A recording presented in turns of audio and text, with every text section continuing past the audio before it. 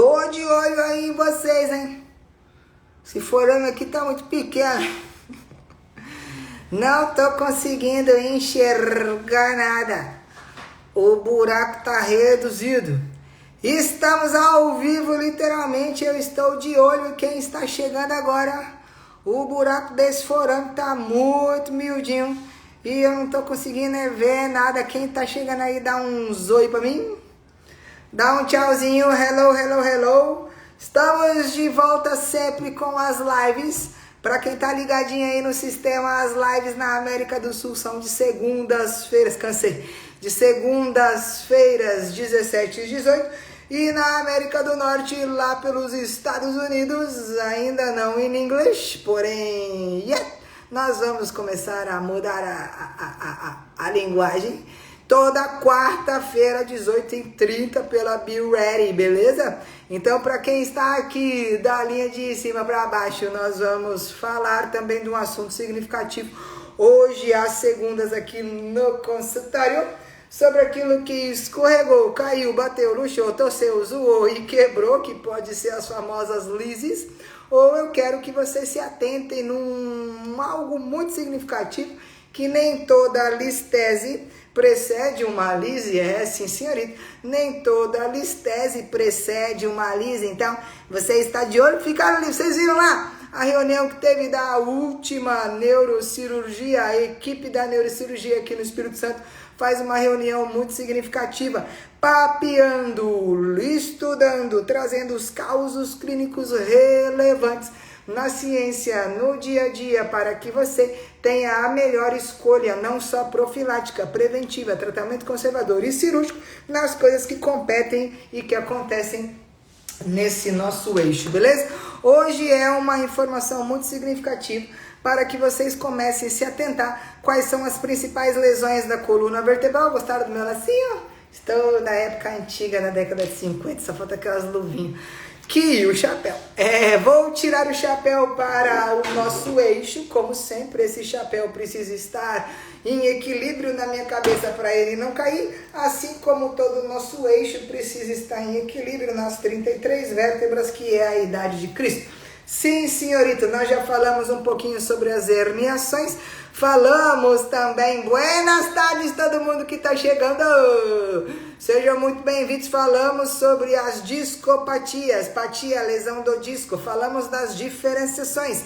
Lindeza, um beijo. Carol e todo mundo que está aí pelo outro lado da telinha, de todo lugar do mundo, nos dando apoio, multiplicando. Manda a setinha, a informação tem que ser disseminada para que o seu cliente, aluno, paciente seja salvo, porque conhecereis a verdade vos libertará. Veja só, não só no espírito, mas também na ciência, que nos traz grandes relevâncias significativas. Falamos sobre abaulamento, protusão, extrusão. Falamos o quanto das classificações importantes dos subgrupos da JOSPT. Venha avaliando esse sistema para você direcionar pela Journal Orthopedic Sports Physical Therapy, um dos grandes jornais indexados pelo mundo na relevância literária daquilo que compete à estabilização e à resolução das famosas herniações.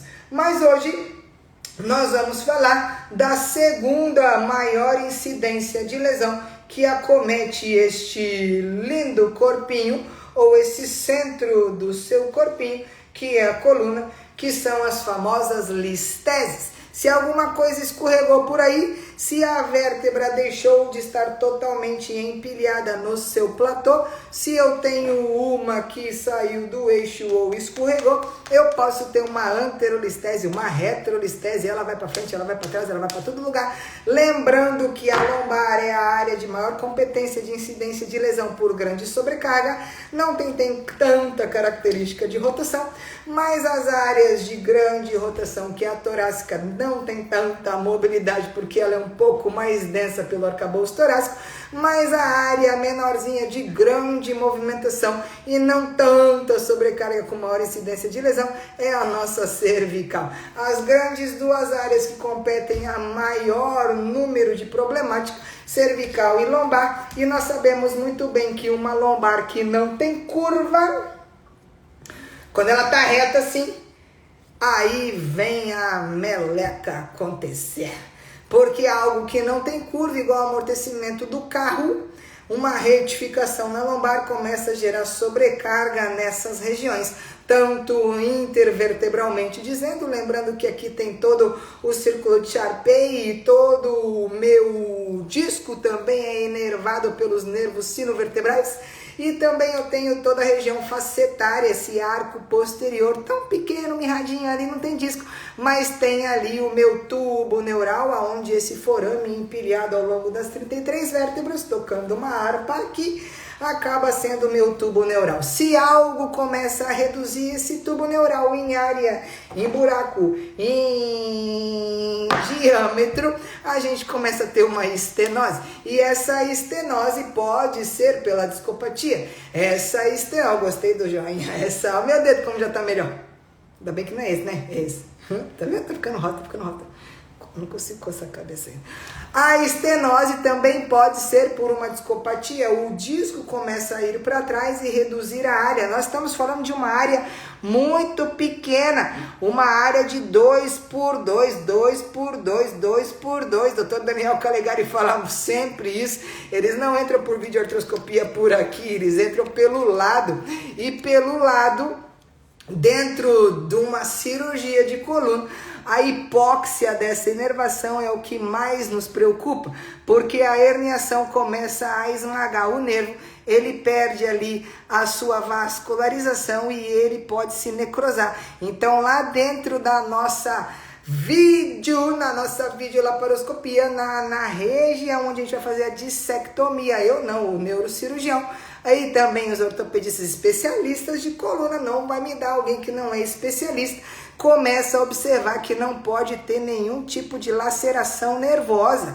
A radiculopatia, essas neuralgias, começam sendo avaliadas por onde? Pela eletroneuromiografia. Então, se você sente dor irradiada, dor que desce além da linha do joelho para baixo, perda de força muscular, parestesia, formigamento, perda de urina ao esforço, diminuição de força muscular de um lado comparado com o outro, o pé está se arrastando, o dedão não levanta, já começa a perceber que é uma compressão real neuropática aí dessa inervação aqui baixa do plexo lombosacral. E qual a inervação está sendo comprimida vai ser avaliado no dermátomo correspondente. Será que vai para L1? Será que sai de L3? Será que sai de L4, L5? L5, S1? Essa dúvida só pode ser retirada através de uma eletroneuromiografia.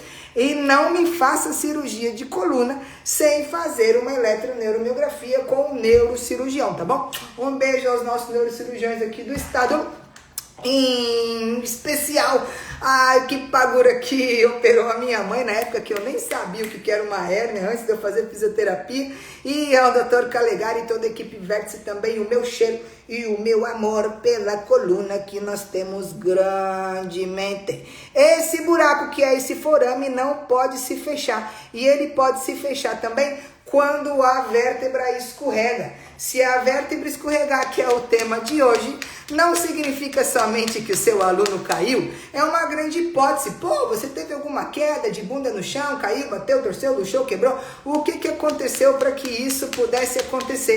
Eu posso realmente ter uma sobrecarga das facetas, pelo contrário da retificação, que é uma hiperlordose.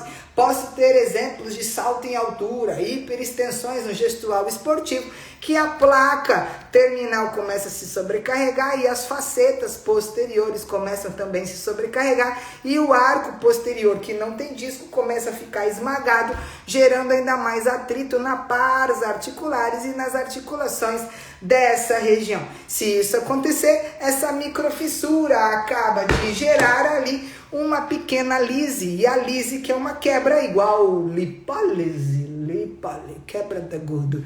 Lise quebrou primeiro para depois escorregar, mas nem sempre é só pelo escorregamento. O que vocês precisam enxergar é que no raio-x, na ressonância do seu aluno, a gente tem algo basicamente assim. Ó que legal. Tá vendo? Existem graus de escorregamento. Se a vértebra de cima escorrega 25% da vértebra de baixo, dá para enxergar? Sim ou não? 25, de 25 a 50, 50 a 75, ó. Se a vértebra de cima escorrega 25% da vértebra de baixo, a gente tem o grau 1 de listese. Se a vértebra de cima escorrega 50% deu para enxergar, obrigado por responder, da vértebra de baixo, a gente tem um grau 2 de listese. E se a vértebra de cima escorregar 75% da vértebra de baixo, a gente tem um grau 3 de listese. Primeira regra. Na literatura, a regra é essa aqui, que grau, ó que meleca, já tá caindo do platô. Além de escorregar, a vértebra sai arrancando tudo. Olha pela ressonância aqui de mais um corte sagital com a imagem ponderada em T2. Tudo que brilha na ressonância tem o hipersinal. A gente tem uma vértebra que caminha 25% do platô do sacro. Gostou? Esse aqui é um grau 1. De trás para frente. Olha a gordurinha. Toda a parte muscular com o processo espinhoso. Olha o tubo neural lindão como brilha. Sacro. Vértebra. Tá vendo aqui que tem um recheio? Tá vendo que dentro desse disco intervertebral ainda tem um recheio? O nosso chiclete babalu. As nossas vísceras na parte da frente. De trás para frente é um corte sagital.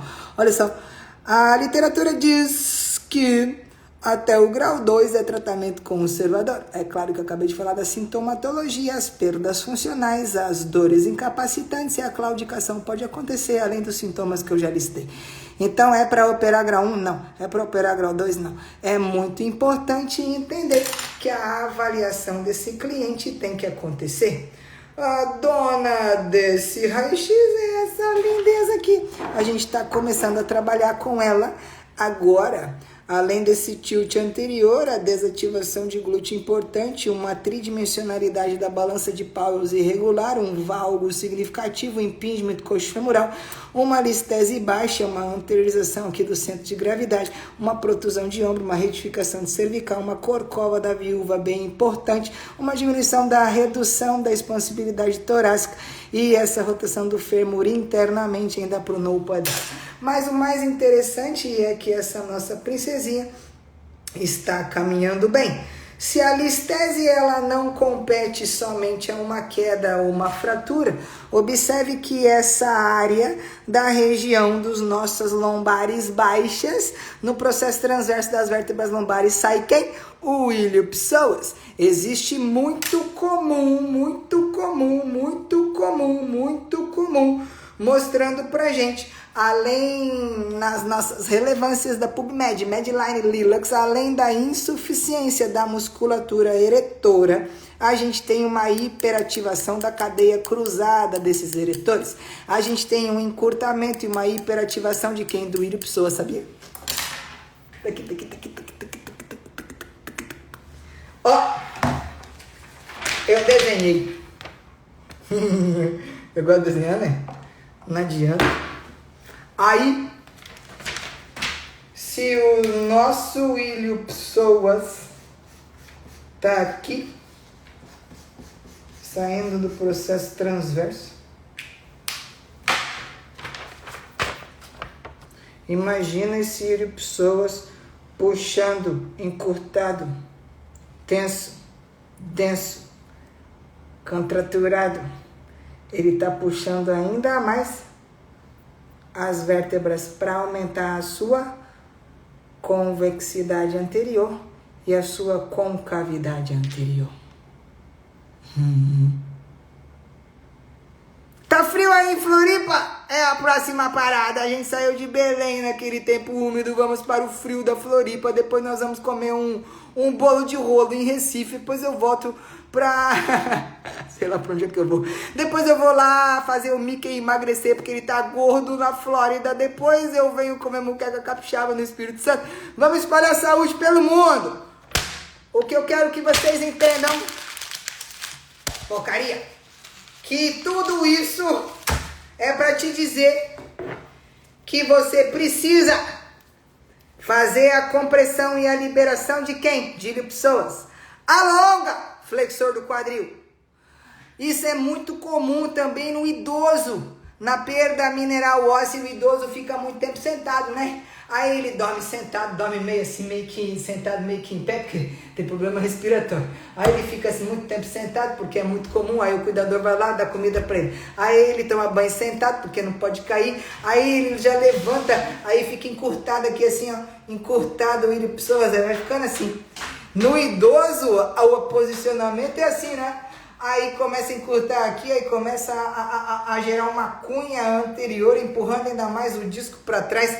Fora que a perda da densidade mineral óssea maior do que menos 2,5 é na coluna lombar e é também em colo femoral. Agora, quando não se é idoso, esse encurtamento do ilipsoas aumenta a lordose lombar. Mas, prof, mesmo com a lordose lombar aumentada, a gente precisa fortalecer paravertebral? Precisa. Não estou falando para fazer hiperextensão.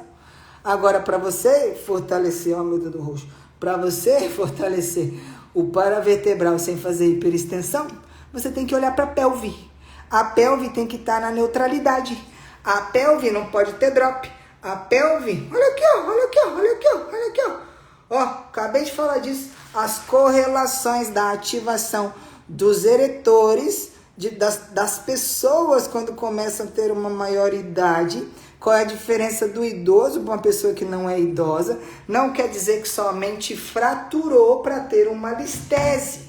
E eu sei que muitos lembram de Paul Hodges, Caroline Richardson, Julie Hyde, lá da Austrália, do famoso cilindro rígido. A ativação do nosso profundo multífidos precisa ser ativado quando eu tenho uma pelve neutra. E quando você tenta contrair o corpo, porque tudo é corpo, tudo é corpo, tudo é corpo, quando um se ativa, o outro inibe, inibição recíproca. Agora veja só, essa pelve mais uma vez compete à balança de Powells. Se tem o drop, sobe ele com quadrado lombar. Se tem rotação interna, roda ele com complexo posterolateral. Se tem o pé pronado, estabiliza ele com fibular longo e também o tibial posterior. Observa agora, olha, o lance dessa live é olhar. Se tem retificação, tem que formar curva. Se tem a famosa aumento da curva, eu preciso comprimir, diminuir a tensão de ilipsoas. Imagina que isso aqui é um negócio num quadro. Vou arrumar um quadro e uma lousa assim, ó, beleza? E essa diminuição de tensão, além da compressão na liberação, soltar a sacrilíaca por Maitland Mulligan e alongar ilipsoas. Já amassei, é a dica de hoje. Mas não é só isso. Vocês sabem muito bem, te jogar fora, porque eu não gosto de lixo rodando por aí. Vocês sabem muito bem que agora, além de estabilizar a pelve pela tridimensionalidade da rotação externa, fibra posterior de glúteo médio, glúteo máximo e rotadores externos coxofemorais, porque eles são os mais importantes, eles são inúmeros. Piriforme, obturador interno e externo, quadrado da coxa, gêmeo superior e inferior, a gente precisa de paravertebral. Sem fazer hiperextensão se já tiver hiperlordose e ativando o quadrado lombar junto se você tiver uma retificação. É isso que eu vim te dizer hoje. Olha para o seu escorregamento com mais carinho, tá bom? A Carol vai mandar para vocês um negócio muito legal. Eu sei que vocês gostam dos meus slides, que vocês querem os meus slides. Eu tenho os slides geral e completo da avaliação. Começo avaliando aqui. Um pensamento gera um sentimento um comportamento e o ato. A avaliação e a dor, ela é multifatorial. O que você tem que realmente gera dor? O que realmente te causa dor? O que você está sustentando nesse eixo que não está conseguindo ficar em equilíbrio e no prumo? Avalie os seus queridos com carinho. Tem teste, tem investigação clínica, tem compressões e algumas variabilidades de Kuhn, tem alguns direcionamentos na PNL que você vai direcionar aqui nessa mesa o seu biofeedback e também a sua anamnese naquilo como você conduz a sua avaliação. A dica de hoje da alistese é o quê? Grau 1, 25% de escorregamento. Grau 2, 50% de escorregamento. É tratamento cirúrgico ou conservador? Conservador, grau 3 em diante, manda para o neurocirurgião. Dor irradiada abaixo do joelho, com parestesia, formigamento, irritabilidade, compressão ciática, falta de força muscular, perda de urina ao esforço, incapacidade de contração desse músculo, até mesmo sustentação do dedão, pé em equino. E essa radiculopatia presente, a gente tem ali uma dor realmente significante por compressão de raiz. A nossa preocupação é a compressão da raiz, e essa compressão de raiz não pode ter hipóxia, não pode necrosar, e é necessário fazer uma eletroneuromiografia para certificar se realmente está sofrendo ou não. Nada mais do que o neurocirurgião que nos dá esse laudo completo de que está acontecendo com a parte medular e com a sua inervação. Até mesmo dentro da cirurgia tem a eletroneuromiografia e a neurofisiologia sendo avaliada na hora que o cara está sendo ali preparado para a cirurgia, para que nem eles encostem no nervo e você não tenha o risco de sair tetraplégico da sua mesa. Agora, tirando isso, o tratamento conservador se compete em abrir a área, formar a curva para quem não tem, quem tem uma hiperextensão, uma hiperlordose, atenuar pelo equilíbrio da balança de Powers, olhar para a rotação interna coxofemoral, observar se tem drop, fazer ele subir. Veja também se tem escoliose, entre no mecanismo rotatório da Alemanha pelo método Scroat e observe que é necessário diminuir a tensão do ilho-psoas, porque nem sempre é uma lise por quebra, e sim por tensão, encurtamento e aderência.